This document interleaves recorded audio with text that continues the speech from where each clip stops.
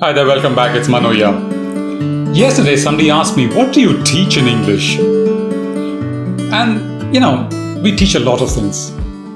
So it's not really possible to list out what we teach, but I still try to give you an idea about this. What does any English teacher who teaches adults teach?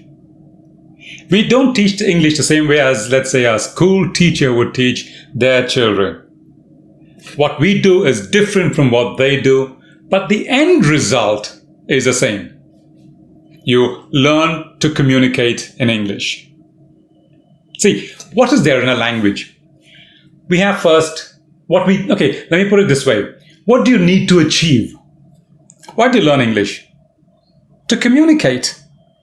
What do you mean by that? It means, first of all, you've got to say things accurately, so the other person understands you correctly. Accuracy, that means grammar, structure. But an adult teacher, a teacher who teaches the adults, that is, doesn't teach you grammar the way the high school teacher would teach you. For instance, he doesn't say, all right, let's start. I want to teach you prepositions today. No, he doesn't say that. In fact, he doesn't even use the word preposition. He simply starts telling you how to say things with the right preposition. You'll get it. Okay, so I go by bus, but I go in my car. Accuracy. Then you need to have vocabulary, a lot of words. Accuracy, grammar is very easy to learn. Words, vocabulary, how do you develop your vocabulary, your word bank? Oh, that's a different ball game altogether. Different story altogether. A different strategy altogether. Ordinarily, you read a lot, that improves your vocabulary. Or you listen a lot to the native speakers, you improve your vocabulary. But some people feel that you need to have a lot of huge words to sound good. No, you don't. Huge words, lot of syllables in the word. They are sesquipedalian words. Yeah, that's right. You don't understand this word. What is sesquipedalian? You run to a dictionary. You don't want to use them. You want to use simple words. For instance, look at this example. The court exonerated the accused. Hello, what's exonerated? Dictionary. A simpler way of saying is the court let off the accused.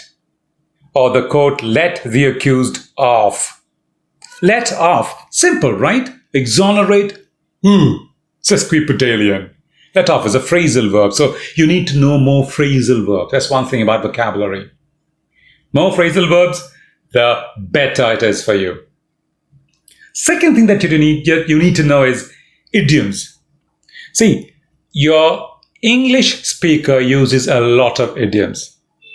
But why? Not just English speaker. Anybody who uses their mother tongue will use a lot of idioms. You look at any Indian language, the speakers of that language will use a lot of idioms as they speak. Idioms are a part of language. That's a part of vocabulary. So phrasal verbs, idioms. Then you have a lot of other expressions, like in English, the dilexical verbs, for instance. We have a video on that. Do watch it. Dilexical verbs, like you don't say I write my homework or I read my homework. You say I do my homework. But you don't say, I do my bath, I take a bath, or I have a bath. So have, do, read, write. These have and do, etc. are called the dilexical verbs. They don't have any real meaning, but they are used to express certain things. So they are fixed expressions. Which means 75% of English is grammar-based, and the rest 25 is wild. They are uncontrolled. You can't do anything about that. So vocabulary, difficult job. Learn the phrasal verbs, and we teach you. That is, we teach you phrasal verbs, we teach you idioms, depending on your level of English. And the third thing that you have to know is your pronunciation. What is it about pronunciation? You've got to pronounce the word correctly. Any mispronunciation is going to kill your understanding, whether the other person is able to understand or not. That is called comprehensibility. How comprehensible are you to the other person? Can he understand you? Then you're comprehensible, otherwise you're not comprehensible. Can you understand that person? Then you can comprehend. Otherwise, you can't comprehend. So, yeah, pronunciation is very important. For instance, you don't say opportunity like most of the Indians do. I've heard them.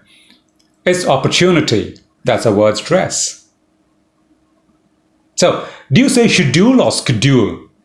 For some people in the northern parts of India, for instance, schedule seems to be easier because they can't say schedule, it becomes schedule. Difference. Pronunciation is going to be a big problem then. So you need to take care of that. Otherwise, your comprehensibility is going to go downwards. Then we look at some spellings. Look at these three words. This is called dough. Dough. And this is called cough. See, O-U-G-H, O-U-G-H, cough. But this is called hiccup. So O-U-G-H is P, F, and O. Confusing. English spelling is always confusing. Knife starts with a K. Weird. That's uncontrolled, wild side of English. And then you have phrases. We teach you that also. We also teach you phrases. Now, phrases, if you try to learn the phrases on your own, you might feel confused. It's going to be difficult. For instance, if I say he's got a fat chance of winning or he's got a slim chance of winning, it means the same thing. His chances of winning are next to zero, almost zero. Fat, slim. They're opposites, but in this expression, a fat chance is the same as a slim chance. Why? Hey, that's English. Uncontrolled, wild. Another one is, if I have a cold, my nose runs and my feet smell.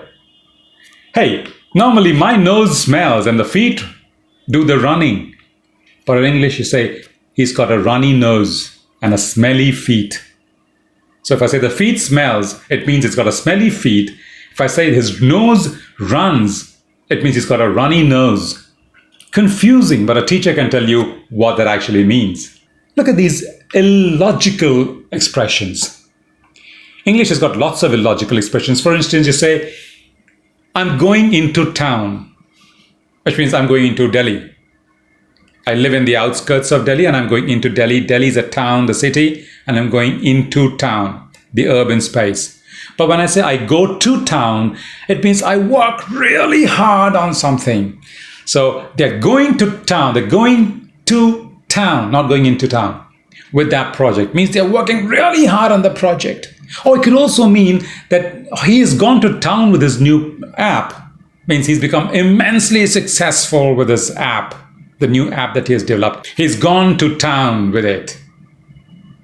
Weird expressions, illogical English. And another one is accent. Lots of people come and say that they want to learn American accent, they want to learn British accent, and I tell them there is nothing called American accent or British accent.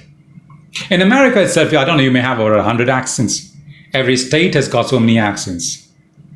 In Britain, I mean, the people in the north won't understand the people in the south and the other way around. Accents, lots of accents. I think there are thousands of accents.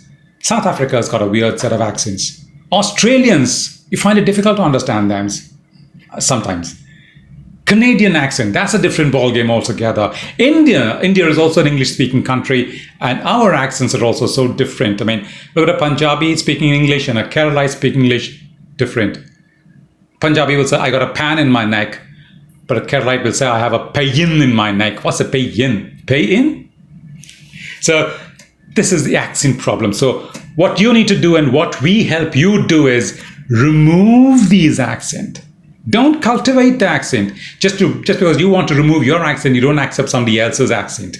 That's wrong. Pronounce the words correctly. The first step is to get the sounds right. So English, this is what we do in English. And we do this in every class. We cover almost everything that I've just discussed in every class, apart from giving you new language elements. So yeah, that's what we do when we teach. All right, see you then. Bye. Thank you for watching this video, liking it and subscribing to our channel. We'll see you in the next video. Until then.